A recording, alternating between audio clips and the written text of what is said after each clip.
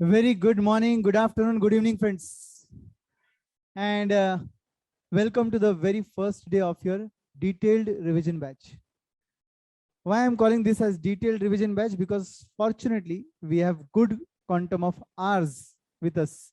And therefore, we will ensure that this batch, you should get maximum benefit possible. ठीक है?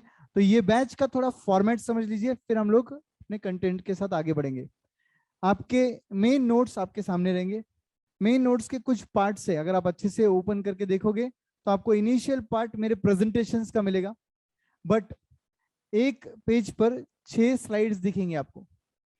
ऊपर नीचे left right जहां blank space दिए है वहां पर आपको लिखना है. जो भी इंपॉर्टेंट बातें मैं आपको बोलूंगा वो आपको वहां पर लिखना है. वो जो बुक है, ये जो नोट्स है, इसको आपको एकदम नीट टाइडी क्लीन नहीं रखना है. ये एग्जाम के बाद कोई इसे यूज करना चाहता है? नहीं ना. दिल में इच्छा है ऐसी कोई? हाँ, तो फिर इसे कोई नीट टाइडी क्लीन रखने की जरूरत नहीं है. ठीक है. इस बुक को ऐसी बुक बनाएंगे कि एग्जाम के एक दिन पहले बस यही पढ़ना है हमको. Is that clear? ओके. तो इस बुक का पहला पार्ट आपको दिखेगा प्रेजेंटेशन वाला.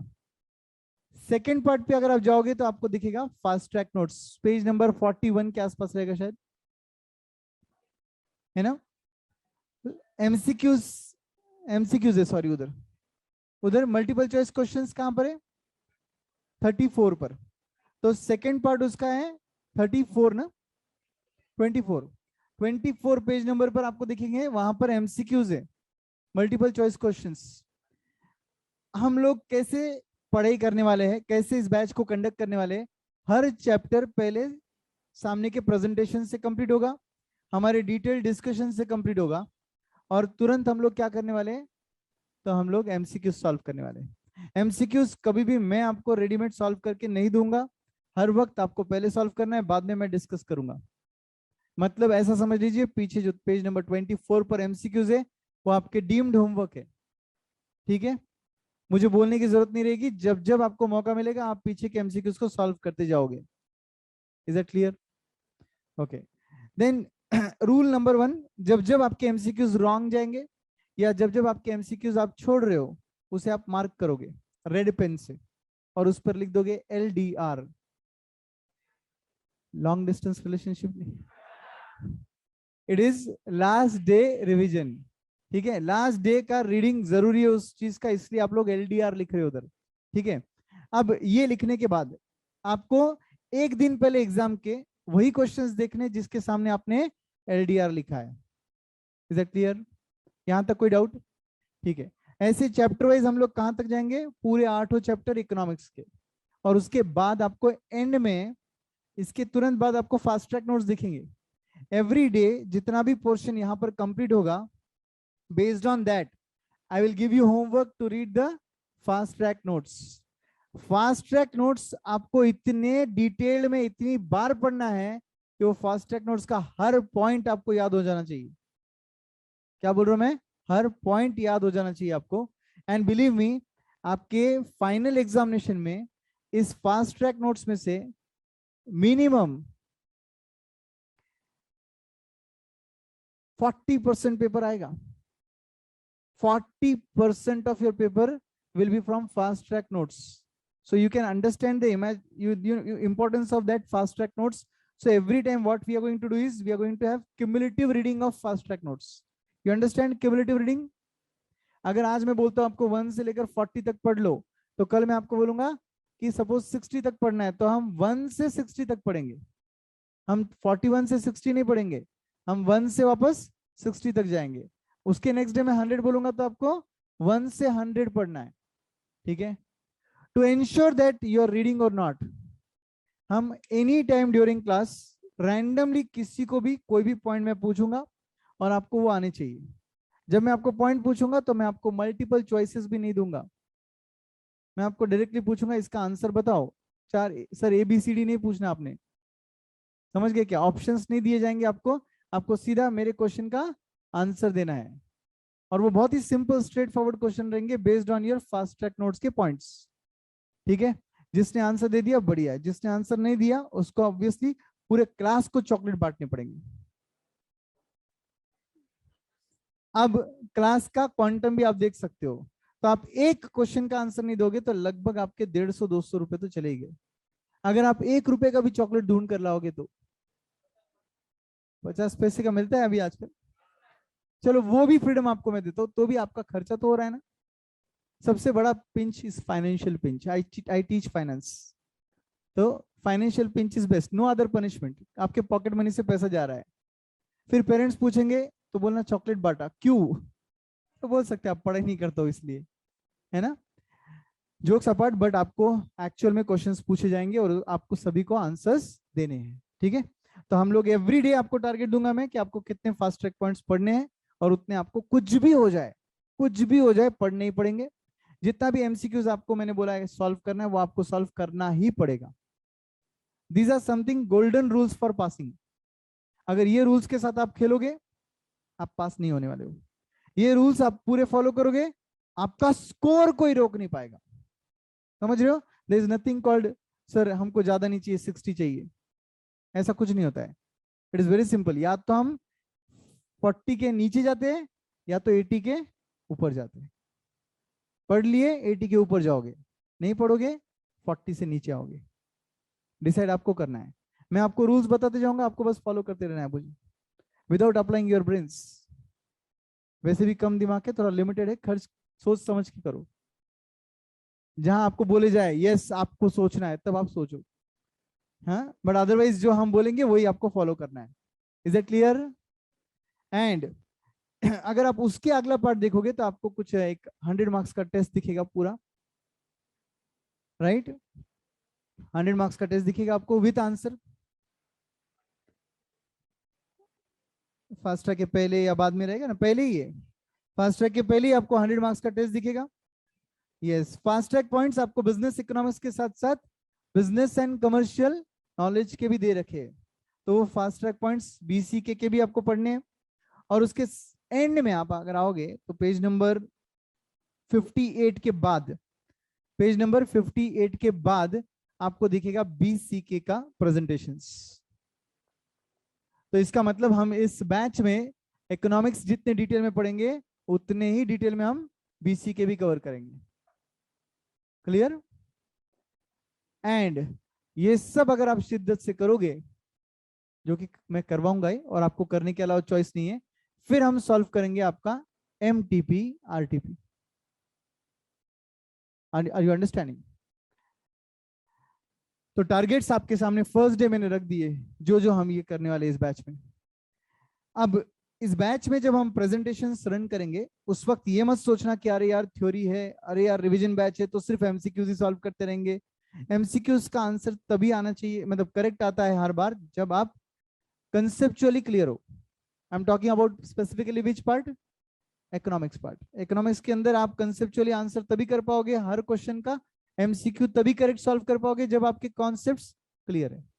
तो मैं इस बैच में अज्यूम करूंगा कि आपको कुछ नहीं आता, यही अज्यूम करना पड़ेगा, क्योंकि इकोनॉमिक्स तो पूरा अनरियलिस्टिक अजम्पशन पर बेस्ड है, बट ये तो अजम्पशन रियलिस्टिक होना चाहिए एटलीस्ट अपनी, कि आपको कुछ नहीं आता, ठीक है।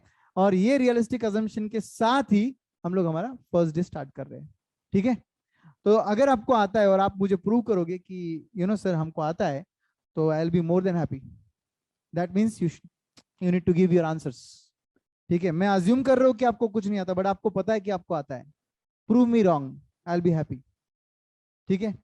एंड यहाँ पर आप कोई प्रवचन में नहीं आए हो और मैं कोई बाबा नहीं हूं, ठीक है। तो वन वे कन्वर्सेशन नहीं होगा, इधर इधर टू वे कन्वर्सेशन होगा। जो भी यहाँ पर डिस्कस किया जाएगा, आपको आंसर आते हैं तो आप चीख कर आंसर दोगे, कोई प्रॉब्लम नहीं। हाँ, मन ही मन आंसर मत दो, ओके। आंसर ऐसे दो कि मुझ तक पहुंचे आपकी आवाज, और ऐसे आंसर दो, मैं तो बोलता हूँ कि जो लोग ऑनलाइन देख रहे हैं उन तक भी पहुंचे, ठीक है, ठीक है एवरीबॉडी। चलो let's begin.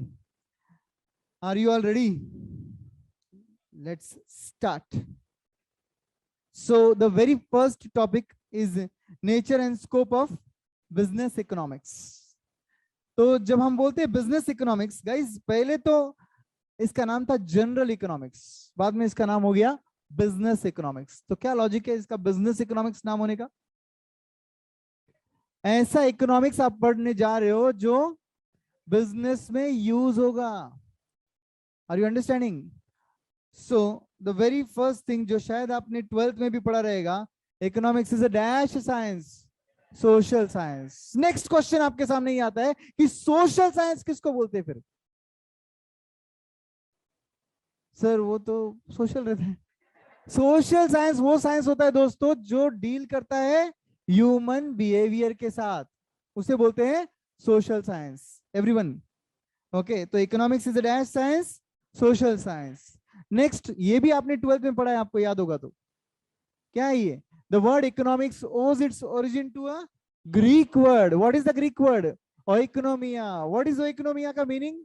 House hold management. ठीक है, तो आपको एग्जाम में दो क्वेश्चन आ सकते हैं। एक तो इकोनॉमिक्स का ओरिजिन कौन से वर्ड से हुआ था, ओइकोनोमिया से हुआ था, या क्वेश्चन आ सकता है कि ओइकोनोमिया का मीनिंग क्या है, हाउस होल्ड मैनेजमेंट। ठीक है, next, the term micro and macro were first time used by Ragnar Farish, Professor Ragnar Farish of Oslo University.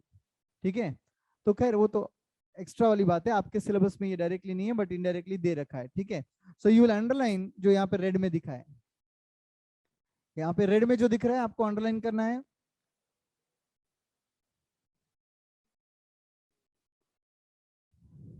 So you'll underline Oikonomia, Household Management, Professor Ragnar Farish. ठीक है, now friends, all of you might be aware about the word micro. Micro मतलब क्या होता है? आजकल तो आप लोग रियल लाइफ में माइक्रो बहुत बार यूज करते हो ना, माइक्रो एसडी कार्ड। यस, तो माइक्रो क्या है? स्मॉल, टाइनिएस्ट पार्ट को बोलते हैं माइक्रो। तो किसी भी चीज के एक छोटे से पार्ट को जब आप पढ़ते हो तो उसे हम बुलाना चाहिए micro. Are you with me? So micro, अब ये जो माइक्रो है ना, ये भी एक्चुअली ग्रीक वर्ड मैक्रोस से आया है। स्पेलिंग देख लीजिए एक बार, MICKROS, micros. Okay, Greek word micros. Micros मतलब क्या? Small, tiny. Millionth part of the whole मतलब बड़े का एक सबसे सबसे और सबसे छोटा पार्ट, उसे बोलते हैं micro. Now, definition of business economics. You are not learning the definition of economics. You are learning the definition of business economics. So business economics is also referred to as managerial economics. Why? Because this economics is useful for day-to-day business management. तो managerial economics क्यों बोलते हैं इसको? क्योंकि ये economics management of business के लिए useful है. Okay. So business economics also referred to as managerial economics generally refers to the integration of economics theory and business practices. Economics के theories जो भी आप economics में पढ़ते हो वो सब theories मतलब logics with business practices. अगर business practices और economic theory को combine किया जाए तो क्या बन जाता है? Business economics बन जाता है. Are you understanding? Okay. So this important word is the combination of economic theory with business practices. Integration मतलब what? Combination. Combination of what? Two items. एक economic theories and दूसरा business practices. Business economics may also be defined as the use of economic analysis to make business related decision making. Business related decision making में economics आखिर क्यों use हो रहा है?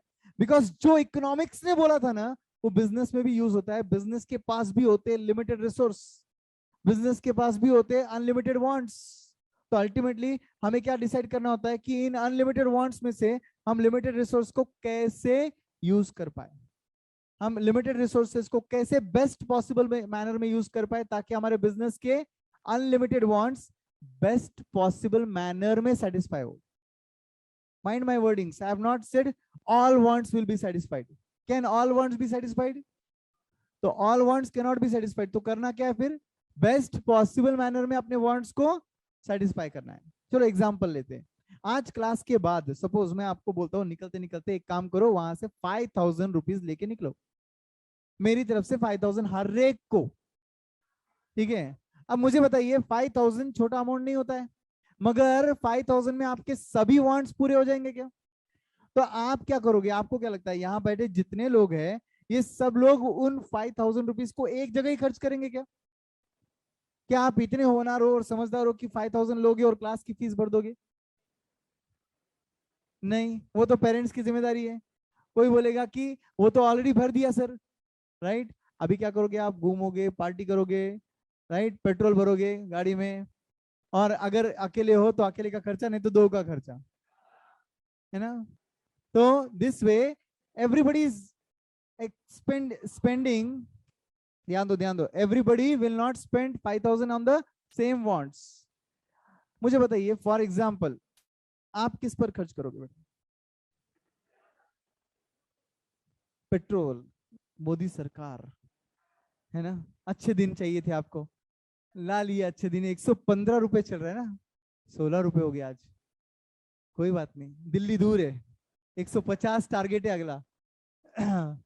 तो petrol पे खर्च करोगे और बचा कुछ पार्ट रहेगा तो घूमने पे करोगे। वाह! और आप क्या करोगे बिशप्स?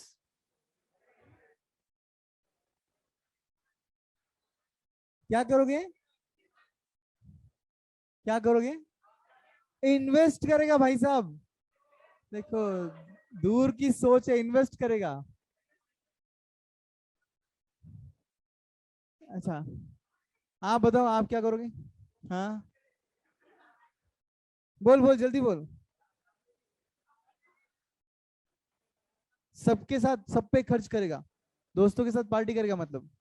ओ, तो डोंट यू थिंक, तीन लोगों को पूछा और तीनों ने अलग अलग आंसर दिया। हर कोई ने अपना बेस्ट पॉसिबल यूज को उसे सामने रखा, बराबर है? बिजनेस में भी ऐसे ही होता है, लिमिटेड फंड्स होते हैं। हमें करना तो बहुत कुछ होता है, बिजनेस यहाँ एक्सपांड करना है, वहां करना है, वहां करना है, मगर फंड्स तो लिमिटेड है। तो हम क्या करते करेंगे? इतने कम पैसे है और इतने ज्यादा वांट्स है, इसलिए छोड़ दे। हम क्या करेंगे फिर? इन लिमिटेड फंड्स को बेस्ट पॉसिबल मैनर में यूज करेंगे, बराबर ना? तो यहाँ पर इकोनॉमिक्स का रोल पिक्चर में आता है फिर। तो यहाँ पर लास्ट डेफिनेशन जो दिया है एक बार फिर से पढ़ेंगे। बिजनेस इकोनॉमिक्स में be defined as the use of economic analysis to make business decisions involving the best use of organizations scarce resources. What is the meaning of scarce? Limited resources, organization के पास limited resource है, उस limited resource को best possible manner में कैसे use करे? Where we learn this thing? We learn this thing in business economics. Now friends, nature of economics. Can you tell me, economics science है या art है? दोनों है। क्या होता है साइंस?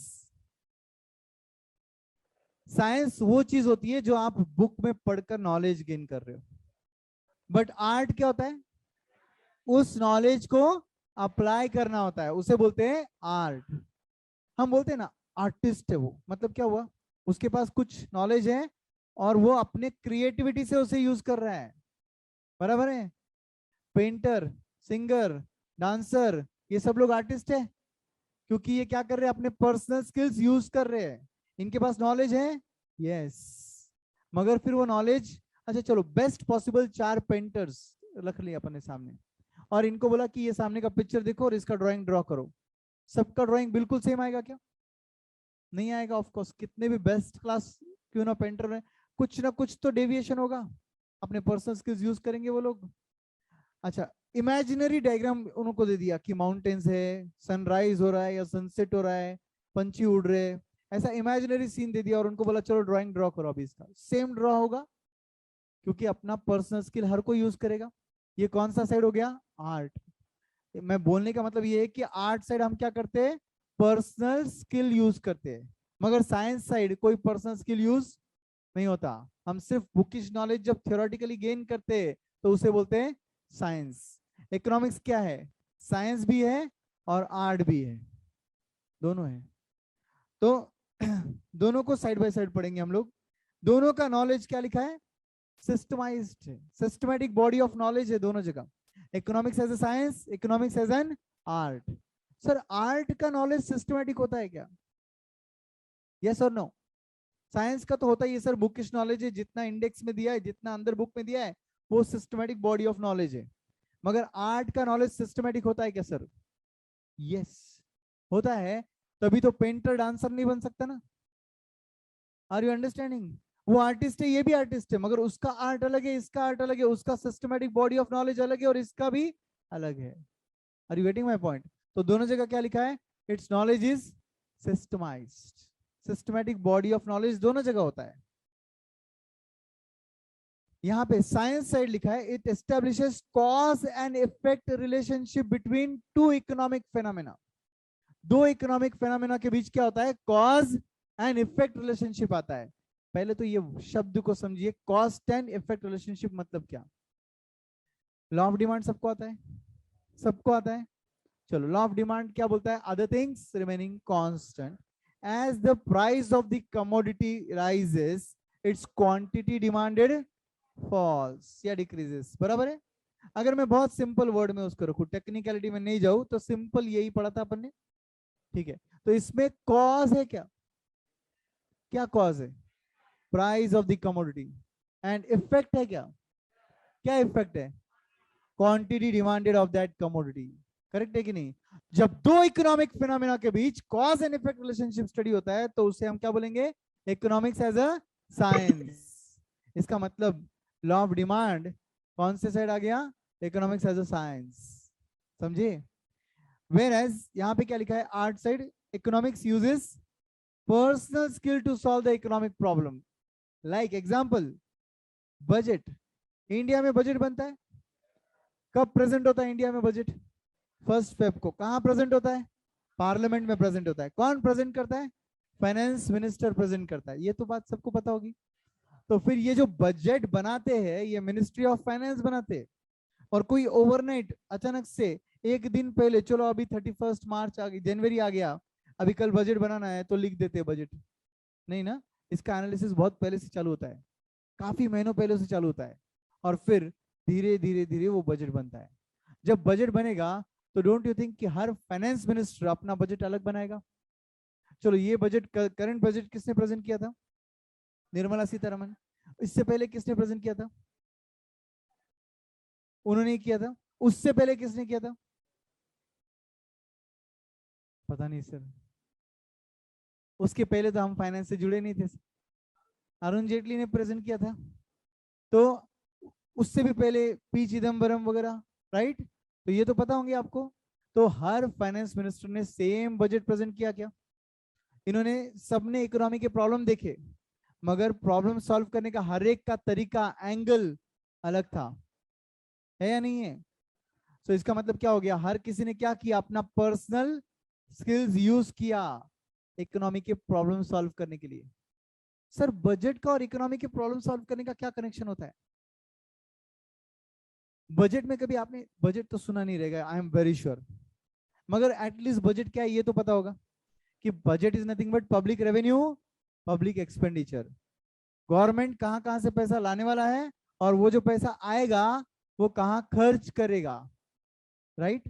तो भाई, जहां पर एम्प्लॉयमेंट जनरेशन करना है, जहां पे इंफ्रास्ट्रक्चर डेवलपमेंट करना है, गवर्नमेंट के प्लान्स है, उस हिसाब से गवर्नमेंट बजट का प्लानिंग करता है कि मुझे एजुकेशन में इतना खर्च करना है, हाउसिंग पर इतना खर्च करना है, मुझे हेल्थ केयर पे इतना खर्च करना है। Are you understanding? Women welfare के लिए इतना खर्च करना है, वुमेन सिक्योरिटी के लिए इतना खर्च करना है। ये सब बजट के एक्सपेंडिचर प्लान होते हैं। और वो एक्सपेंडिचर किस तरीके से प्लान होते हैं? Looking at the problems in the economy. Are you understanding the base? तो फिर इसका मतलब क्या हुआ? हर किसी फाइनेंस मिनिस्टर ने या मिनिस्ट्री ऑफ फाइनेंस, मतलब जिन जो उनकी पूरी टीम है, उन्होंने अपने पर्सनल स्किल यूज किए और फिर अपना इंडिया का बजट बनाया। सो वो इंडिया का बजट प्रेजेंट करना या बजट बनाना, ये कौन सा साइड हो गया इकोनॉमिक्स का? आर्ट साइड हो गया। जब इकोनॉमिक्स में आप सिर्फ नॉलेज गेन करते हो तो कहाँ हो? Science side. जब उसे प्रैक्टिकली यूज करते हो तो कहाँ हो? Art side. आप सबको लॉ ऑफ डिमांड पता था, आपने अभी बोला मेरे साथ, मगर एक स्ट्रीट वेंडर को लॉ ऑफ डिमांड पता है क्या? तो आपको लगता है क्या उसे इकोनॉमिक्स आता है? यस और नो? यस, उसे इकोनॉमिक्स आता है। फर्क सिर्फ इतना है, आपको साइंस साइड आता है और उसे आर्ट साइड आता है। सर, कैसे उसे इकोनॉमिक्स आता है सर?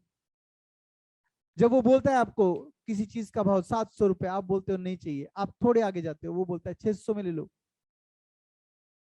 राइट?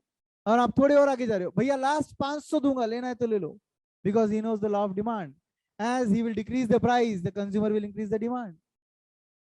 भले ही उसने कभी बुक में पढ़ा नहीं है और तुमसे बेटर जानता है वो, क्योंकि वो बिजनेस कर रहा है। यस और नो? तो he is on which side? Art side, we are on science side. We study cause effect, right? Other things remaining constant, this will happen, that will happen, right? We are on science side, he is on art side। जहां पे हम economics as a science बोलते हैं तो उसके studies में estimations आते हैं। जब हम इकोनॉमिक्स में स्टडी करते हैं नेशनल इनकम, इंडियाज पॉपुलेशन, तो ये सब जगह एस्टिमेशंस आते हैं ना पिक्चर में। तो economics as a science always involves estimations, whereas economics as an art involves practical know-how। What is the meaning of practical know-how? Practical knowledge, correct। कौन सी चीज प्रैक्टिकली कैसे होती है? प्रैक्टिकल know-how चाहिए तो अंडरलाइन करके लिख दो, practical knowledge. practical know-how is nothing but practical knowledge।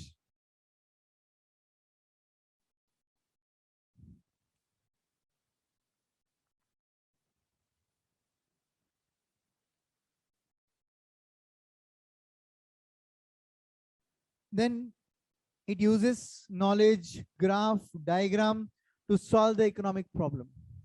जब हम इंडिया का बजट बनाएंगे या हम चलो खुद का भी इकोनॉमिक प्रॉब्लम सॉल्व करेंगे, तो don't you think that we should practically know things? We should have knowledge, we will use graph, we will use diagrams and solve our economic problem. So कोई ट्रेंड देखना है, हमें diagram तो draw करना ही पड़ेगा ना। किसी चीज का ट्रेंड देखना है तो डायग्राम तो ड्रॉ करना ही पड़ेगा ना अपने को। X axis, Y axis, X axis पर लेंगे टाइम, वाई एक्सिस पर लेंगे डिमांड, या कोई भी चीज का जिसका आप ट्रेंड देख रहे हो, और फिर देखोगे कौन से टाइम में कितना डिमांड था, कौन से टाइम में कितना डिमांड था, वो ट्रेंड अपवर्ड जा रहा है या वो ट्रेंड डाउनवर्ड जा रहा है। मतलब हम डायग्राम्स यूज करते हैं, हम नॉलेज यूज करते हैं, हम प्रैक्टिकल नो हाउ यूज करते हैं, और उसके बाद ही हमारा इकोनॉमिक प्रॉब्लम हम सॉल्व करते हैं। कहाँ पर? Economics as an art. Economics as a science ऐसा कुछ नहीं करते। हम इकोनॉमिक्स एज ए साइंस में क्या यूज करते हैं? एस्टिमेशंस यूज करते हैं। अंडरस्टूड? यहां पर economics as a science we have ability to predict the event with reasonable exactness। क्या लिखा है दोस्तों यहां पर? reasonable exactness। अब now let me tell you कि जब आप फिजिक्स, केमिस्ट्री, बायोलॉजी ऐसे साइंस पढ़ते थे तो ये आपको कभी रीजनेबली एग्जैक्ट रिजल्ट नहीं देते थे, ये आपको एग्जैक्ट रिजल्ट्स देते थे। Are you getting? तभी तो आप साइंस के प्रैक्टिकल्स कॉपी करते थे। इन्फरेंस मतलब कंक्लूजन लास्ट तक कॉपी कर लेते थे, क्योंकि सबका जो एक बार एक पर्सन अगर लेबोरेटरी में गया तो उसने जो दो केमिकल मिला है, केमिकल जो बना उसका वही आपका बनने वाला है। फिर वो आप पर्सन चेंज करो या प्लेस चेंज करो, पुणे में करो या पेरिस में करो, अल्टीमेटली रिजल्ट तो सेम आएगा। मगर economics as a science is not exact science, it is social science. It deals with what? Human behaviour. Human behaviour कभी सर्टन है क्या? मुझे बताओ। Highly uncertain, highly unpredictable. चलो अपना ही बिहेवियर देख लो। कभी कोई पर्सन आपको 2 रुपए एक्स्ट्रा मांग ले एमआरपी से या उसके प्राइस से, जो आपका एक प्राइस होता है ना उससे 2 रुपए एक्स्ट्रा, तो आप बोलोगे अरे 2 रुपए एक्स्ट्रा कैसे ले सकते हो, ये देखो इस पे लिखा है लास्ट टाइम तुमने 10 रुपए में दिया था, अभी 12 रुपए कैसे ले सकते हो? आप झगड़ोगे और शायद आप लोगे भी नहीं। और अगर आपका मूड सही है तो आप बोलोगे ले यार 12 क्या 15 ले, कीप द चेंज। होता है ना भाई, कभी कभी होता है ऐसा। आप वेटर को टिप दे दोगे, कब दोगे पता है आपको, बस कब नहीं दोगे और कब दोगे ये भी आपको पता है, राइट? तो human behaviour person to person भी चेंज होता है, टाइम टू टाइम भी चेंज होता है, करेक्ट? हाईली अनसर्टन होता है ह्यूमन बिहेवियर। तो ability to predict the event कभी भी क्या होगा? एग्जैक्ट होगा या रीजनेबली एग्जैक्ट होगा? Reasonably exact. आपने अभी अभी मुझे लॉ ऑफ डिमांड बोला, मुझे ऑनेस्टली बोलो, हर बार जब जब प्राइस बढ़ा है आपका डिमांड कम हुआ है क्या? हर बार नहीं। कभी कभी हमें इमरजेंसी होता है, कभी कभी हमारा मूड अच्छा होता है, राइट? तो उस वक्त हम एक्स्ट्रा पैसा भी दे देते हैं, राइट? बट कभी कभी हमारा मूड बहुत खराब है तो हम थोड़ा भी पैसा एक्स्ट्रा नहीं देंगे। So that means human behaviour is uncertain, therefore the results for economics will always be reasonably exact, not exact like other science. ठीक है, अब आर्ट साइड अगर मैं आता हूं तो आर्ट साइड यहां पर बोलेंगे it is goal oriented and it has dash approach, creative approach. Why creative approach, sir? Because when you are using personal skill to solve the economic problem, person to person skill change होता है कि नहीं, person to person approach change होता है कि नहीं। कोई सरकार रहेगा उसका अप्रोच रहेगा कि चलो सब्सिडी दो, चलो फ्री में खाना दो। दूसरे सरकार का ऐसा अप्रोच रहेगा सब्सिडी नहीं देना है, फ्री में खाना नहीं देना है, मगर फ्री में स्किल्स देंगे। Are you getting my point? कि इनको लाइफ टाइम अपने पर डिपेंडेंट बनाने से अच्छा इनको इंडिपेंडेंट बनाओ, इनका एजुकेशन फ्री में करो, ताकि ये खुद पर डिपेंड रहे और लाइफ लॉन्ग अर्निंग खुद करे। सरकार एक की बनेगी, वो बोलेगा पूरे सबको खाना फ्री में दो, सबको एजुकेशन फ्री में, ये क्या बोलते हैं, रहने खाने का खर्चा फ्री में दो। दूसरा बोलेगा इस पर खर्च मत करो, we have limited resource, let them give free education. खाना तो ये अपना मैनेज कर लेंगे, फ्री एजुकेशन दो, स्किल सेट बढ़ाओ, एम्प्लॉयमेंट जनरेट करने की कैपेसिटी बढ़ाओ। तो हर एक का अप्रोच अलग हुआ ना, क्रिएटिव अप्रोच था कि नहीं था? हर एक का प्रॉब्लम तो एक ही दिख रहा था सबके सामने, गरीबी, मगर उसका सॉल्यूशन दो सरकार ने अलग निकाला रहेगा। Are you getting my point? So कभी भी इकोनॉमिक्स एज अ साइंस क्या होता है, हर वक्त गोल ओरिएंटेड होता है। गोल क्या है वो तो डिपेंड करता है आपका प्रॉब्लम क्या है, करेक्ट? बिजनेस की गोल्स अलग होते हैं, नेशन के गोल्स अलग होते हैं, तो इट डिपेंड्स ऑन गोल क्या है, किस पे डिपेंड करेगा, यूजर कौन है, यूजर गवर्नमेंट है या यूजर इंडिविजुअल है या यूजर बिजनेसमैन है। मगर हर वक्त याद रखो, इकोनॉमिक प्रॉब्लम सॉल्व करने के लिए आप इकोनॉमिक्स को यूज करते हो, तो इकोनॉमिक्स की कौन से साइड हो, आर्ट साइड। तब आपको आपका पर्सनल स्किल यूज करना पड़ेगा और आपके प्रॉब्लम्स को सॉल्व करना पड़ेगा। चलो अब इसके मैं कुछ कीवर्ड्स बोलता हूँ, आपको सिर्फ साइंस है या आर्ट है उतना बताना है। रेडी हो क्या? मैं कीवर्ड्स यूज करने जा रहा हूँ और आपको सिर्फ ये बताना है कि साइंस है या आर्ट है। Ready everyone? Don't look in the notes. Practical know how, arts, art side पक्का। Cause and effect, science side sure. Goal oriented, art side. Creative approach, art side, very good. And reasonably exact results, science side. I hope आपको समझ रहा है। Keywords से समझना चाहिए कि हम किसकी बात कर रहे हैं। Okay, now economics, whether it's a positive science और इट्स अ नॉर्मेटिव साइंस। क्या होता है positive science and normative science? Anybody from you? Positive science का मीनिंग बताओ, नॉर्मेटिव साइंस का मीनिंग बताओ। पॉजिटिव मतलब फैक्ट्स बताएगा, ओके। एंड नॉर्मेटिव मतलब सजेशन देगा, वेरी गुड। वैल्यू जजमेंट पास करेगा मतलब सजेशन देना, वैल्यू जजमेंट बोलते हैं इसको। क्या बोलते हैं? वैल्यू जजमेंट पास करना। सो इकोनॉमिक्स क्या है? According to few economists, economics is a positive science, but other economics argue and they say no, economics should be a normative science. तो रखे क्या उसको, साइंस साइड रखे या आर्ट, ये सॉरी पॉजिटिव साइड रखे या नॉर्मेटिव साइड रखे?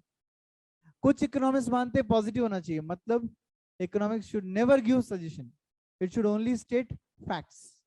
बट कुछ इकोनॉमिक्स बोलते हैं कि क्या फायदा फैक्ट्स जानकर जब सजेशन ही नहीं मिलेगा तो इकोनॉमिक्स का यूज ही नहीं होगा, तो उससे मिलना चाहिए सजेशन। इसका मतलब economics should be normative science according to them. So क्या होना चाहिए रियल में? दोनों। क्योंकि ये जो इकोनॉमिस्ट बोल रहे हैं ये फेमस इकोनॉमिस्ट है, और ये कुछ ग्रुप ऑफ इकोनॉमिक्स है जो बोल रहे हैं economics should B positive science, कुछ बोल रहे हैं इकोनॉमिक्स शुड बी नॉर्मेटिव। तो let's keep both. Economics is what? Positive as well as normative science. When your economics will not give you any suggestion, will give you only facts, it will be positive science. But अगर वो facts के साथ साथ suggestion भी देता है तो वो बन जाता है normative science. Don't worry, I'll give you example, I'll explain you everything. Let's read side by side दोनों। क्या लिखा है?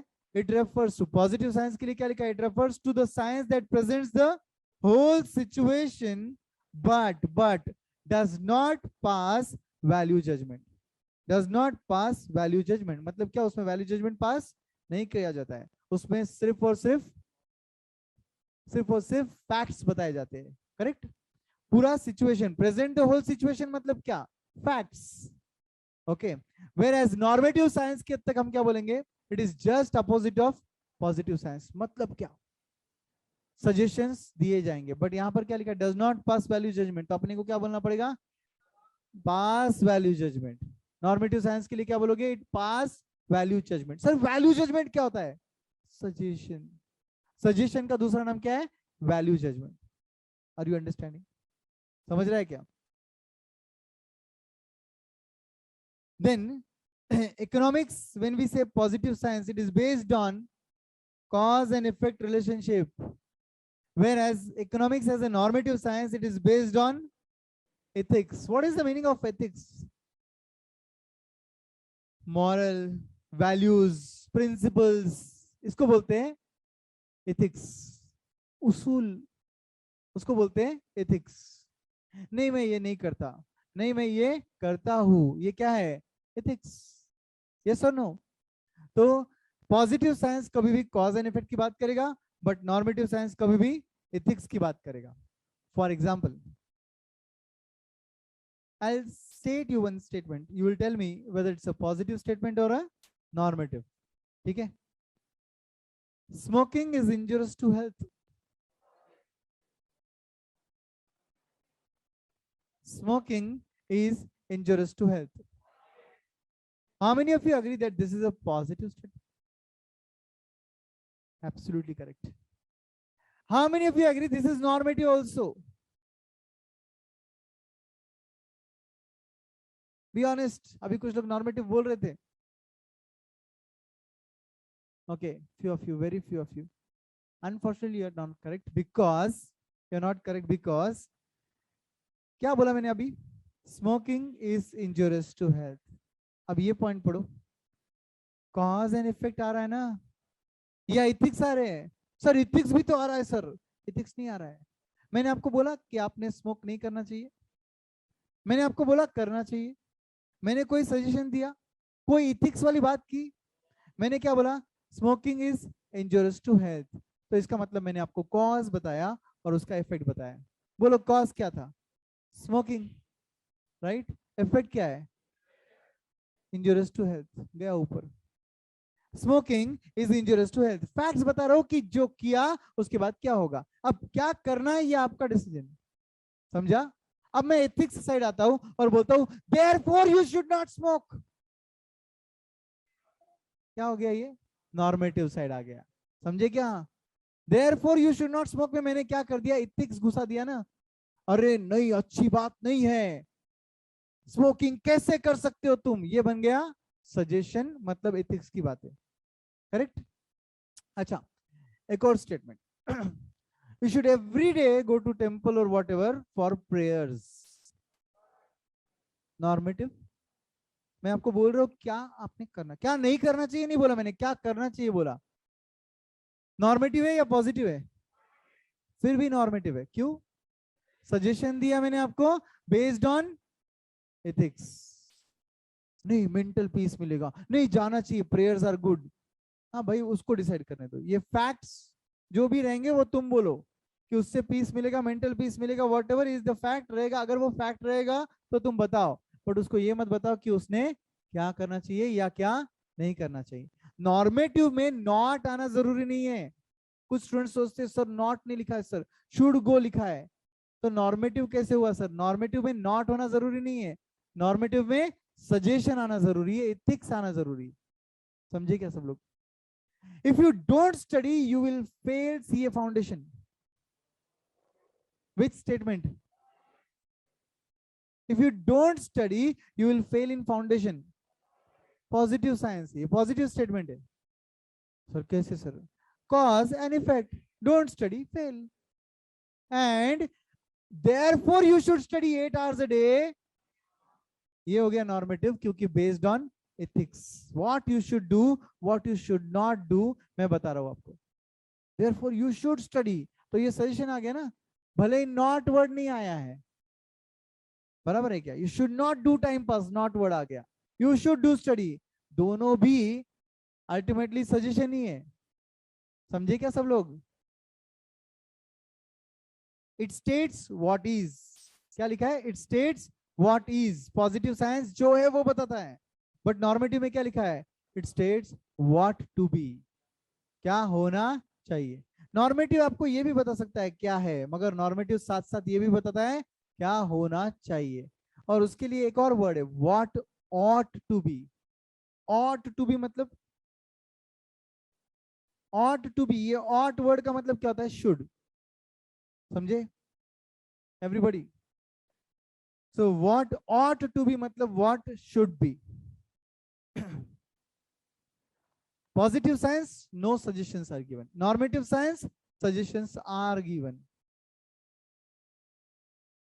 Only light giving science बोलते हैं पॉजिटिव साइंस को। क्या बोलते हैं? Light giving science. Light giving science मतलब सिर्फ रोशनी दिखा रहा है, वो आगे क्या है तू डिसाइड कर, लेफ्ट जाना है, राइट जाना है, सीधा जाना है, वॉट एवर, तुझे सिर्फ रोशनी दिखाया जाएगा, मतलब सजेशन नहीं दिया जाएगा, जो सामने है वो सिर्फ बताया जाएगा। That is positive science. Normative science के सामने क्या लिखा है? Fruit giving science. Fruit given मतलब fruit giving science. Fruit giving science क्या होता है? क्या फल मिलते हैं तुम्हें कोई?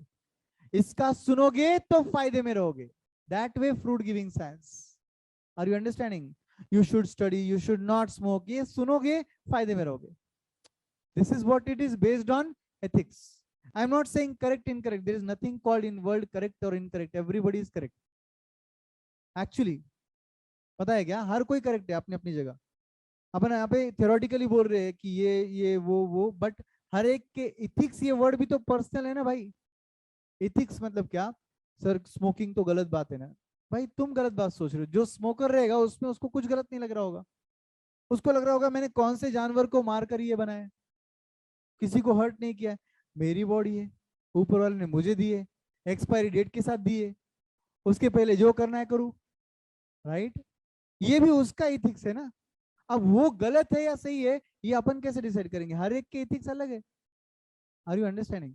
आई am not promoting anything, I am just telling you कि हर एक के इथिक्स अलग होते हैं, ठीक है? So light giving and fruit giving समझा आपको? लाइट गिविंग क्या करेगा? सिर्फ जो सामने है वो दिखाएगा। लाइट गिविंग किसको बोलते हैं? Positive science. नॉर्मेटिव साइंस को क्या बोलते हैं? Fruit giving science. Advocated by मतलब क्या? सपोर्टेड बाय लिख दो उधर। एडवोकेटेड बाय को अंडरलाइन करो, वहां पर लिख दो supported by. Supported by professor Robins, इनका नाम है लियोनेल रॉबिन्स, आपने 12th में सीखा रहेगा। और Adam Smith, he is father of economics. He is called as father of economics. Of course he was, but he is called as father of economics. Adam Smith. ये दो economist है जिन्होंने support किया था economics should be a dash science, positive science. But the other hand Alfred Marshall, नाम तो सुना ही होगा, राइट? इन्होंने ही तो आधा माइक्रो इकोनॉमिक्स लिखा है आपका। He is called as real architect of micro economics. ये नहीं होते तो सिलेबस इतना बड़ा नहीं होता, राइट? तो Alfred Marshall and AC Pigou, ये इकोनॉमिस्ट मानते हैं economics should B dash science, it should be a normative science. मतलब इनके मुताबिक, Alfred Marshall and AC Pigou के मुताबिक, economics should give you suggestion, it should pass value judgment, it should be based on ethics, correct? But Adam Smith या Robins बोलते हैं economics should be neutral between ends। इसमें से भी सबसे पहले किसने सपोर्ट किया था? रॉबिन्स ने। रॉबिन्स ने बोला था इकोनॉमिक्स के अंदर the wants, the ends are ends। फिर वो एंड कुछ भी हो, कोई वांट होती है, फिर वो वांट किसी भी चीज की हो सकती है। मतलब दारू भी वांट है और दवा भी वांट है, एज सिंपल एज दिस। सबसे अच्छी चीज, सबसे बुरी चीज, जो मानना है मानो, मगर अगर ये सामने वाला पर्सन बोल रहा है कि उससे उसका वांट सेटिस्फाई होता है तो वो उसका वांट है।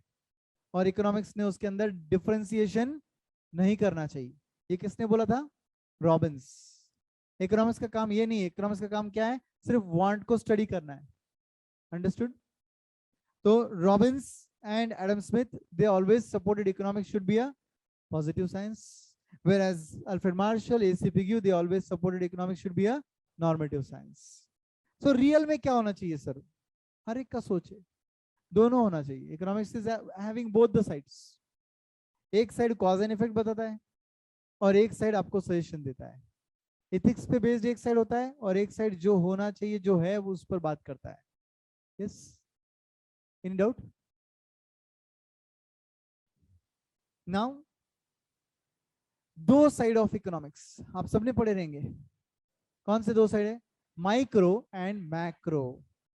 माइक्रो एंड मैक्रो एक एक करके पढ़ते हैं। पहले माइक्रो की बात करेंगे।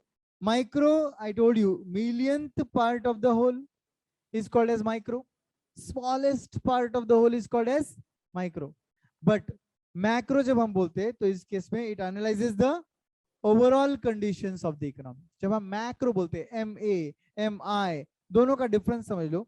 MI बोला तो याद रखने का इंडिविजुअल, MI बोला ना तो I याद रखने का इंडिविजुअल, MA बोला तो याद रखने का एग्रीगेट। एग्रीगेट मतलब टोटल। अंडरस्टूड? तो जब हम माइक्रो बोलते हैं तो it stands for millionth of part of the whole, मतलब इंडिविजुअल। इंडिविजुअल बायर, सेलर, ये सब इंडिविजुअल हो गए। सप्लायर ऑफ रिसोर्स, ये भी क्या बन गया? इंडिविजुअल। बट जब हम बोलते हैं Indian economy, population, income, growth, ये सब क्या बन गया? MA, macro, because we are talking about totality. पूरे इकोनॉमी की बात कर रहे हैं आप। Deals with behaviour of individual. I told you individual में क्या क्या आता है? Producer, consumer, supplier of resource. Whereas यहाँ पे लिखा है deals with total production, total savings, total investment, total consumption, total population. हर चीज क्या आती है? टोटल। टोटल टोटल मतलब एग्रीगेट। एग्रीगेट बोला तो MA। And individual, producer, consumer, ये सब किस में आते हैं? इंडिविजुअल। इंडिविजुअल बोला MI, माइक्रो इकोनॉमिक्स। याद रहेगा क्या? देन फ्रेंड्स, इकोनॉमिक्स की माइक्रो साइड क्या क्या आता है? जो भी हमने पढ़ा ना सिलेबस में, लास्ट चैप्टर छोड़ा बिजनेस साइकिल वाला, तो सब चीजें माइक्रो साइड आती है। जो भी हम पढ़ चुके या पढ़ने वाले, वॉट एवर। कुछ लोगों ने शायद एक पहला दिन रहेगा आज पढ़ाई करने का, तो डोंट नो। तो जो भी हम पढ़ने वाले हैं 7 चैप्टर्स में, वो मतलब 7 चैप्टर अपने बुक्स के हिसाब से, मॉड्यूल के हिसाब से तो 4 ही चैप्टर है। तो ये सभी चैप्टर्स में हम लोग माइक्रो ही पढ़ने वाले, MI। और बिजनेस साइकिल जो रहेगा लास्ट चैप्टर, उसमें हम MA पार्ट पढ़ेंगे, क्योंकि हम इकोनॉमी की बात कर रहे हैं वहां पर। ठीक है? तो थ्योरी ऑफ कंज्यूमर बिहेवियर, जिसमें यूटिलिटी वगैरह पढ़ा रहेगा आपने, आप पढ़ेंगे हम लोग। Then theory of production, theory of product pricing, मतलब प्रोडक्ट का प्राइस कैसे फिक्स होता है। फैक्टर प्राइसिंग आपके सिलेबस में नहीं है, मगर माइक्रो में आता है। Factor pricing, do you know 4 factors? Land, labour, capital, entrepreneur. Confidence है, इकोनॉमिक्स आता है अपने को, है ना? Land, labour, capital, entrepreneur, 4 factors of production. किसी को भी पता रहता है इकोनॉमिक्स में कुछ आना है, ये तो पक्का आता है ना? इनका प्राइसिंग बताओ। इनका प्राइस, इनका remuneration, rent, Wage, interest, profit. Profit and wages. Mm. ये क्या हो गया? इनके रेम्युनरेशन हो गए, इनके प्राइसिंग हो गए, करेक्ट ना? इनके रिवॉर्ड हो गया, करेक्ट? तो प्राइसिंग कैसे होता है, वेजेस कैसे फिक्स होते हैं, रेंट कैसे फिक्स होता है, ये सब चीजें, इसको बोलते हैं फैक्टर प्राइसिंग। समझ गए आप लोग? ओके।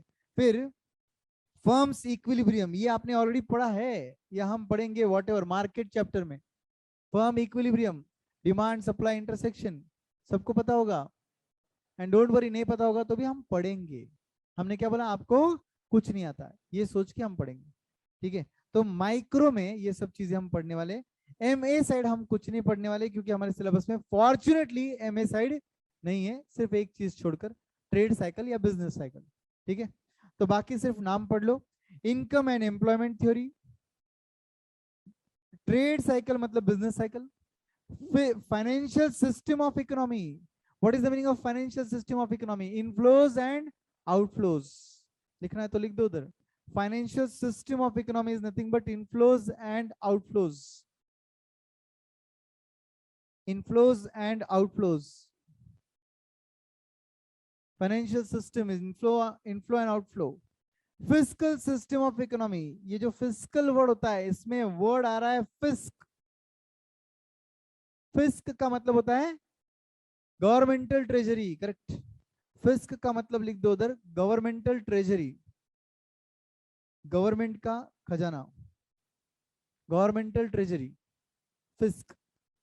तो उस खजाने रिलेटेड पॉलिसी को बोलेंगे fiscal policy, which is nothing but public revenue and public expenditure. आगे लिख दो, that is public revenue and public expenditure. मतलब जब जब मैं आगे बात करूंगा टैक्सेस, सब्सिडी, तो ये हो गया पब्लिक का रेवेन्यू और पब्लिक से मिलने वाला रेवेन्यू और पब्लिक पे होने वाला खर्च। तो कौन से साइड, किस चीज की बात कर रहा हूं मैं? फिस्कल सिस्टम ऑफ इकोनॉमी की बात कर रहा हूं। जब जब गवर्नमेंट टैक्सेस बढ़ाती है, सब्सिडीज बांटती है, तो गवर्नमेंट किससे डील कर रही है? फिस्कल सिस्टम ऑफ इकोनॉमी से डील कर रही है। And foreign trade and payment system. Foreign trade मतलब मालूम है आपको? इंपोर्ट्स एक्सपोर्ट्स, लिखो उधर फॉरेन ट्रेड के वहां पर लिख दो imports and exports. Foreign trade, foreign trade, imports and exports, imports and exports. अब पेमेंट सिस्टम, इसके अंदर दो पार्ट आते हैं, एक बीओपी और एक बीओटी। बीओपी क्या होता है? Balance of payments. बीओटी क्या होता है? Balance of trade. जिनको पता नहीं है डोंट वरी, अपने सिलेबस में नहीं है वैसे भी, मैं आपको एक्स्ट्रा इन्फॉर्मेशन बोल के दे रहा हूं। समझा अच्छी बात, नहीं समझा और अच्छी बात, कोई टेंशन मत लो, ठीक है। बैलेंस ऑफ पेमेंट क्या होता है? बीओपी क्या होता है? जिसमें इकोनॉमी ने जितने भी गुड्स एंड सर्विसेज इंपोर्ट किए एंड एक्सपोर्ट्स किए उसका हिसाब रखा जाता है। पूरे इकोनॉमी में जितने भी गुड्स एंड सर्विसेज एक्सपोर्ट किए गए और इंपोर्ट किए गए उसका नेट हिसाब रखा गया, बैलेंस शीट सॉर्ट ऑफ। तो उसे क्या बोलेंगे? Balance of payment. Balance of trade बोला ना, ट्रेड बीओटी बोला ना, तो विजिबल ट्रेड याद रखने का। बैलेंस ऑफ ट्रेड बोला, ट्रेड बोला तो कौन सा trade? Visible trade. Can you see export of goods, import of goods, तो बस सिर्फ वही आएगा। Can you see export of services? Can you see that? No. हाँ ये मेल गया, ये मेल पहुंच गया रहेगा अभी तक, ऐसा होता है।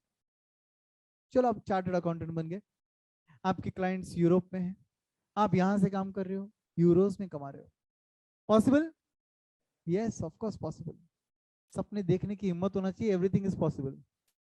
अब अगर यहाँ बैठे बैठे आप इंडिया में फॉरेन कंपनी के लिए काम कर रहे हो, क्लाइंट फॉरेन कंपनी है, तो ऑब्वियसली यहाँ से सर्विसेज आप वहां जाकर दोगे या मेल से भेजोगे? ऑनलाइन काम करोगे ना। यस, तो फिर ये एक्सपोर्ट ऑफ सर्विस बोल सकते हो ना। जैसे आपने यहाँ से सेंड किया वो एक्सपोर्ट ऑफ सर्विस हो गया। जैसे यहाँ पे आपने बैकएंड पे उनका कोई प्रोसेस संभाला, can I call that as export of services? Yes. Can you say कि कोई एक सॉफ्टवेयर हमको चाहिए था, हमने यूएस से वो सॉफ्टवेयर मंगाया, तो सॉफ्टवेयर मंगाया मतलब क्या फिजिकली सॉफ्टवेयर आया रहेगा क्या? अपने सिस्टम में उन्होंने इंस्टॉल किया रहेगा ना वहां से, तो ये क्या हो गया? Import of services. Yes. So can you see this? No, you can only feel, बराबर ना। तो इसको विजिबल ट्रेड बोलूं क्या मैं? नहीं। तो ये बीओ टी में आएगा मगर बीओटी में नहीं आएगा। तो बीओटी में क्या आता है? Exports and imports of only goods. BOP में क्या आता है? Exports and imports of goods as well as services. याद रहेगा, इसको बोलते हैं पेमेंट सिस्टम। समझे? तो ये सब चीजें आप इकोनॉमी के एंगल से देख रहे हो, आप ये सब चीजें एग्रीगेट में देख रहे हो, तो इसे क्या बोलेंगे? Macro side. Then micro economics में जो प्राइस होता है इक्विलिब्रियम, उसको बोलते हैं partial equilibrium analysis. Whereas MA side जो एक एनालिसिस होता है उसको बोलते हैं general analysis. Partial and general, what is the meaning of partial? पूरे का एक पार्ट पढ़ना, उसको बोलते हैं पार्शियल। पार्शियल मतलब नॉट फुल, बोलो पार्शियल मतलब नॉट फुल। तो इकोनॉमिक्स के माइक्रो साइड कभी भी आप पूरे पार्ट को पढ़ते हो या उसके उसके पूरे के एक पार्ट को पढ़ रहे हो? पूरे के एक हिस्से को पढ़ रहे हो ना, पूरी चीज को टोटलिटी में पढ़ रहे हो क्या? नहीं ना। सो ये बन गया माइक्रोसाइड। माइक्रोसाइड के एनालिसिस को क्या बोलेंगे? Partial equilibrium analysis. I will give you very simple example, you will understand. हमारे सिलेबस में माइक्रो है या मैक्रो है?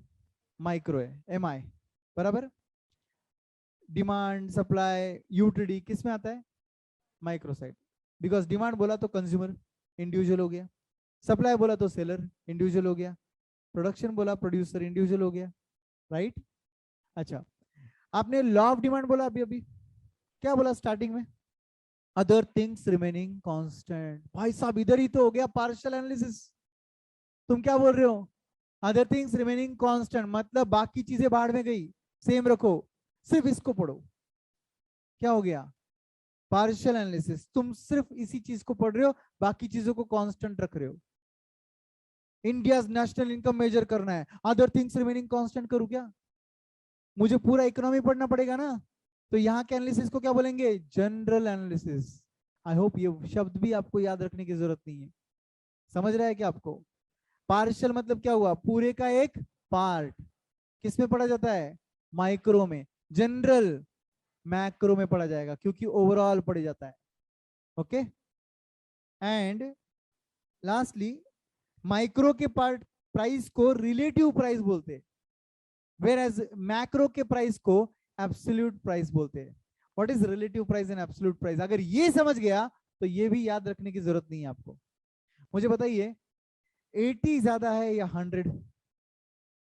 80 ज्यादा है या 100 नंबर ज्यादा है?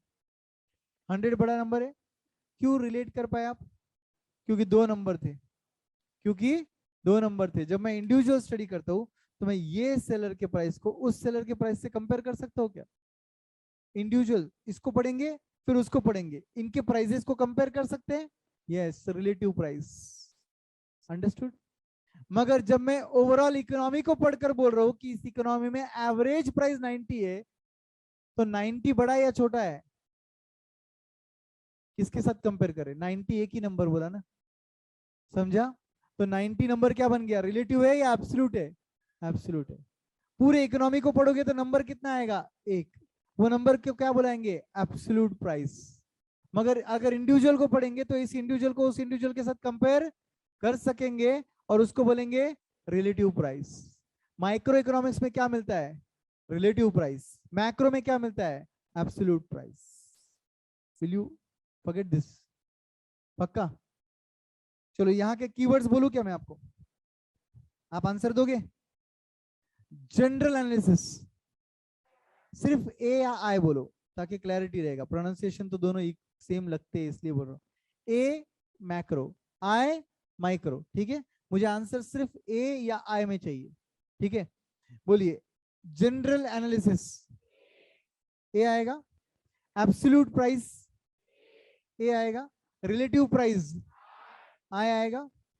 ओके, इंडिविजुअल स्टडी आई आएगा, overall study, total production, total consumption, producer, consumer. Very good, आ गया आपको। इंडिविजुअल एंड ओवरऑल, समझा?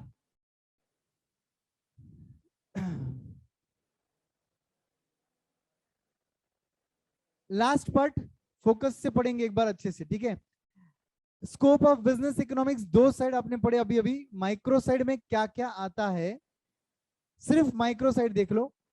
डिमांड एनालिसिस एंड फोरकास्टिंग, मतलब ओवरऑल डिमांड को एनालाइज करना और फोरकास्ट करना। By the way, what is the meaning of forecast? Estimation is the first step for forecasting.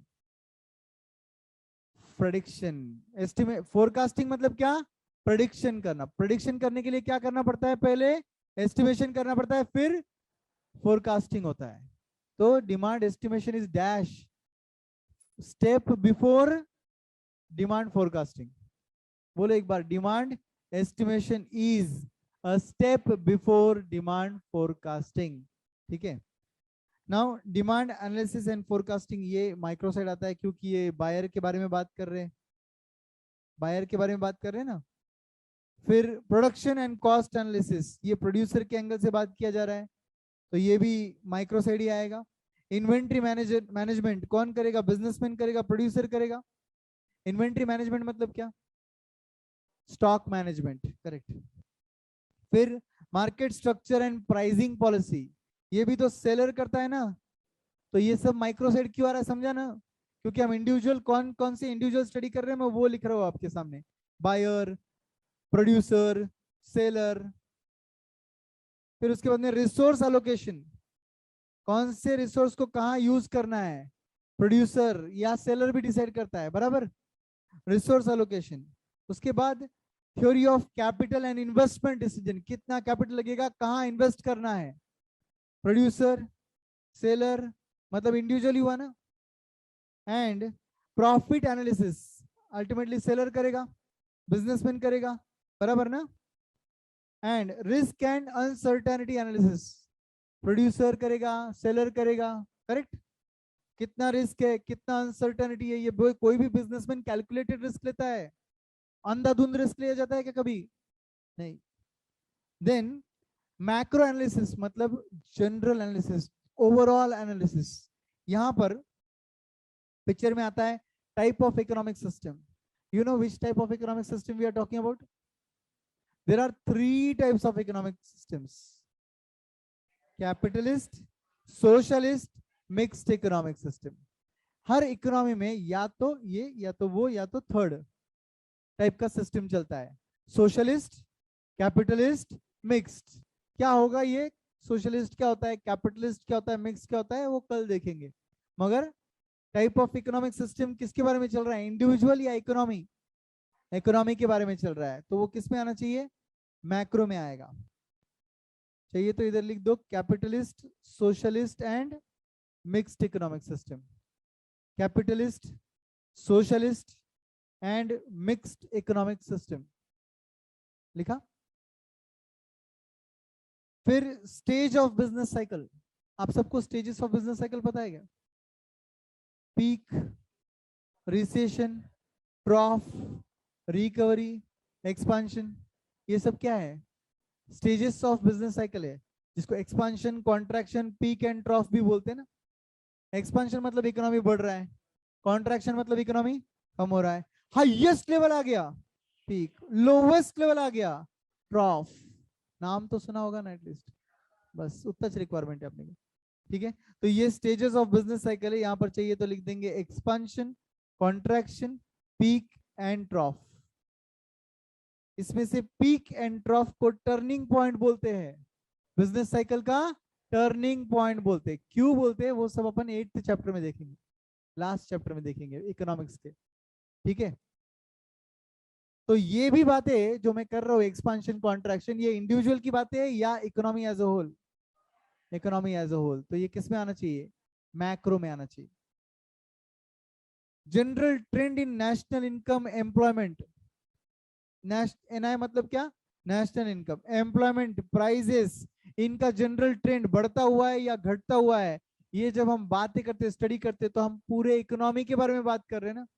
जैसे अभी अभी हमने बोला अच्छे दिन का एग्जांपल, तो इन्फ्लेशन अभी बहुत ज्यादा है एक्चुअली। अगर आपने थोड़ा भी मार्केट जाते हो और पेरेंट्स को हेल्प करते हो थोड़ा सब्जी लाने में या थोड़ी चीजें लाने में घर के लिए, तो आप अगर थोड़े 1 आध 2 साल से भी, 1 आध 2 छोड़ दो, 2 छोड़ दो, 1 साल में भी अगर आप परचेसिंग चालू किए हो घर के लिए, तो आपको डिफरेंस, बड़ा डिफरेंस समझेगा। Everything prices are sky high, inflation बोलते हैं इसको, बराबर ना। तो इसको कहना है से general trend of prices is upward, yes. तो अगर सपोज बेरोजगारी बढ़ रही है, अनएम्प्लॉयमेंट बढ़ रहा है, तो ऑब्वियसली अनएम्प्लॉयमेंट का ट्रेंड अपवर्ड रहेगा, वही एम्प्लॉयमेंट का ट्रेंड डाउनवर्ड रहेगा। दोनों अपोजिट टर्म है ना एक दूसरे के, एम्प्लॉयमेंट एंड अनएम्प्लॉयमेंट, बराबर।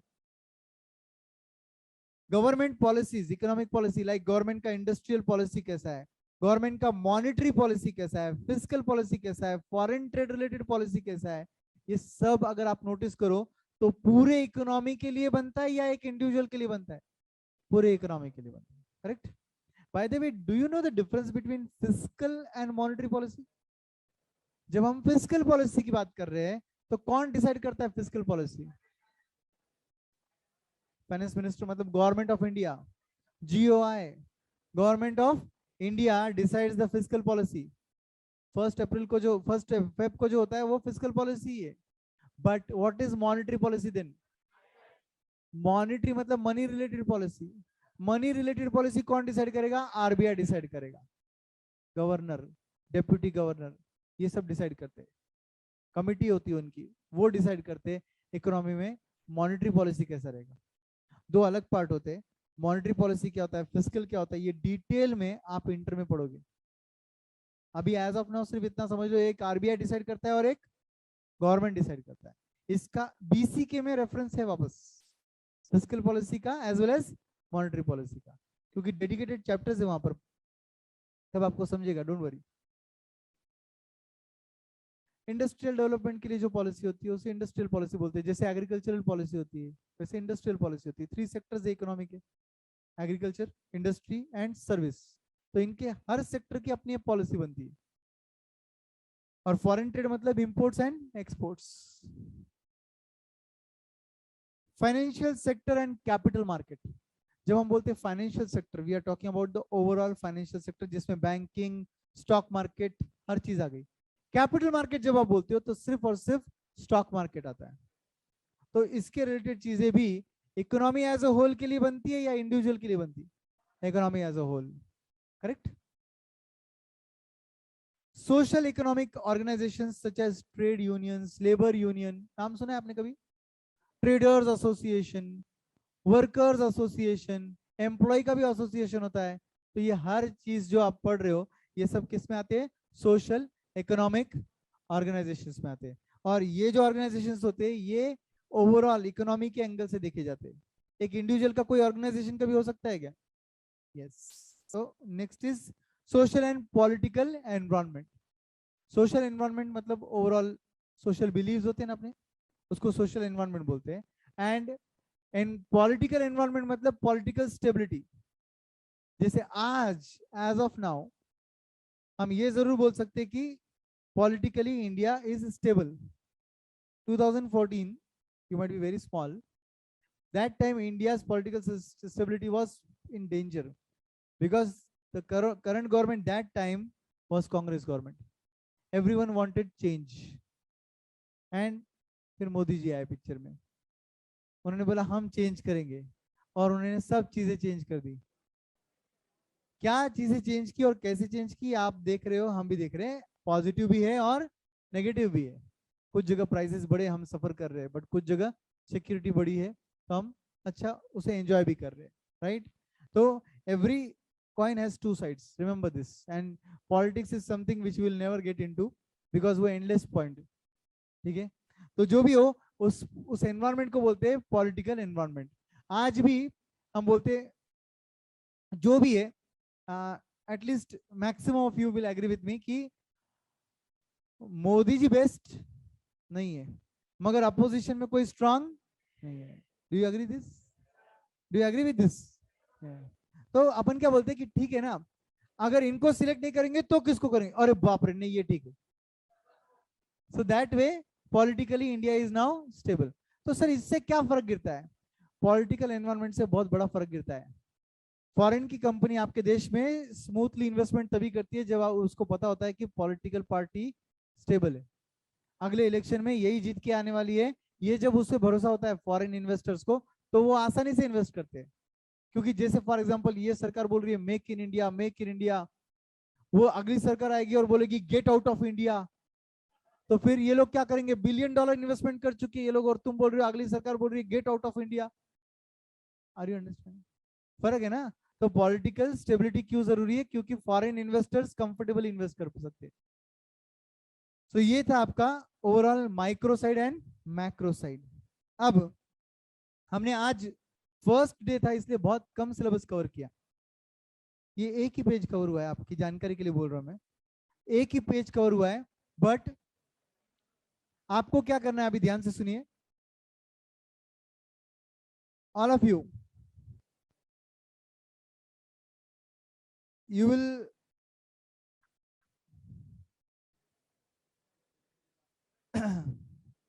come to fast track notes page and point number 43 तक आपको पढ़ना है। जिसमें से let me tell you the fact, point number 43 तक आप पढ़ोगे तो आपका चैप्टर 1 खत्म होगा। ठीक है, ध्यान से सुनिए पहले मेरी बात। 1 से 43 पढ़ो, मगर उसमें पॉइंट नंबर 20 से 39, 20 से 39 ये आपके सिलेबस में नहीं है, आउट ऑफ सिलेबस वाले पॉइंट्स है। वो क्या है? Out of syllabus. Out of syllabus फिर दिया क्यों? क्योंकि ये सीपीटी के सिलेबस में हुआ करता था। आई एम डाउटफुल कि इंस्टीट्यूट गलती से इस पर क्वेश्चन पूछ सकता है। अभी भी आप मत पूछो कि वो गलती कैसे हो सकती है, कुछ भी हो सकता है। सिर्फ इतना ही पार्ट सिलेबस से एक्सक्लूड किया गया था, इंडक्टिव डिडक्टिव मेथड, सुनो अच्छे से, inductive deductive method and production possibility curve, PPC. ध्यान से सुनो दोस्तों, ये दोनों पार्ट आपके सिलेबस में नहीं है। आपको सिर्फ इसे फास्ट ट्रैक पॉइंट्स 20 से 39 पढ़ोगे ना, तब रीड आउट करना है। समझेगा कुछ नहीं, मुझे भी पता है। एक बार पढ़ लो, मैं आपको इसे बहुत ब्रीफ में, बहुत सुपरफिशियल तरीके से समझा दूंगा। एंड जनरल नॉलेज समझना है तो समझ लो। आई जस्ट वांट कि अगर इंस्टीट्यूट एक भी क्वेश्चन इस पे पूछे गलती से, जो पूछना नहीं चाहिए बट पूछ लिया, तो एटलीस्ट आपको आ जाएगा लिखने। ठीक है, तो 1 से 43 पढ़ना है, मगर 20 से 39 का बर्डन नहीं लेना है। एक बार जस्ट रीड आउट करना है। ठीक है, and your homework will be first chapter के एमसीक्यूज आपको सॉल्व करने हैं। फर्स्ट चैप्टर के एमसीक्यूज पेंसिल से सॉल्व करो, मुझे प्रॉब्लम नहीं है, मगर सॉल्व करना है, छोड़ने का ऑप्शन नहीं है। ठीक है, तो एमसीक्यूज सॉल्व करेंगे, आप छोड़ोगे नहीं MCQs. Shall we stop here? Sir yes बोलिए। ऐप पे पीडीएफ शेयर कीजिए सर। हाँ, I will share the soft copy, don't worry. ठीक है, इस नोट्स का soft copy for chapter number 1 and maybe chapter number 2 I'll share on app. Yes sir. Those who are watching on YouTube, I'll share the PDF of the notes in the description. You'll find the PDF after some time. Okay, maybe by tomorrow you'll find the PDF, don't worry. Thank you very much friends. With every time with the same or greater enthusiasm we are going to meet. Okay, so everybody, and one more very important point. Monday को आपका अगला lecture है, तो Monday को हम लोग सुबह मिलेंगे। आपका टाइमिंग मैं चेंज कर रहा हूँ। I am revising the time of your batch, please listen to me carefully. Your timing from Monday every day will be 9:45 to evening 6। Evening 6 जो आपका अकाउंट्स का लेक्चर रहेगा वो आपका लास्ट लेक्चर रहेगा। फर्स्ट लेक्चर जो विनोद सर का होता है उसकी जगह भी मेरा हो जाएगा। विनोद सर का लेक्चर सेकंड नंबर पे आ जाएगा। You guys will not come by 11, you will come by 9:45। 9:45 sharp we will start. Vinod sir का स्पेशल इंस्ट्रक्शन है 5 मिनट जल्दी छोड़ने के लिए आपको, तो 11 को 5 कम को मैं छोड़ दूंगा आपको। So every day for 1 hour 10 minutes, so don't be late. Comfortable? Any doubt? Okay, तो मैं आपको बोल रहा था मंडे को आपको 11 बजे यहाँ पर नहीं आना है। कितने बजे आना है? 10 नहीं, 9:45। 9:45 you have to reach here and your schedule will continue up to 6। I hope सबको कोई प्रॉब्लम नहीं है, और रहेगा तो सॉल्यूशन आप ढूंढ लो। ठीक है, थैंक यू।